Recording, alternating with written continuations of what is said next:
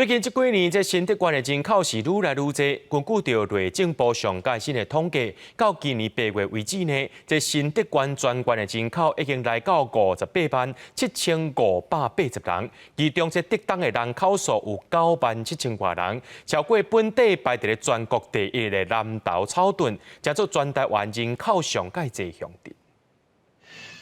道路街仔路阁有愈起愈侪楼仔厝。新德县德东镇最近几年发展快速，根据内政部上新的统计，到今年8月，德东的人口有97005人，第一摆超过南投草屯镇，成为全台第一大镇。竹东一直以来的人口数都一直在增加，我觉得商家其实都也一直在增加。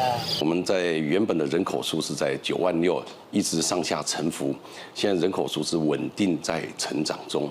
我想这跟我们地方的建设跟社会福利是有关系的。生育补助津贴提高到1万，老人生日礼金从1000块调为2000块。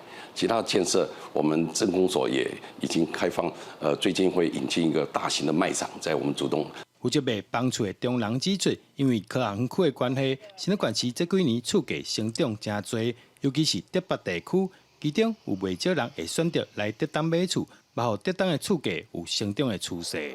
以前我们可能3房啊加车位啊卖个500-600万是很正常的，现在的话800万、1000万也是很正常的事情，所以基本上涨幅40%-50%也是跑不掉。政府讲，德东的人口数是稳定在成长，也若会成为全台第一大镇。上主要是因为原本第一名的草屯人口数在减少，所以要保持第一，也是爱靠建设甲福利，谁人来大。德东未来才会当继续成长。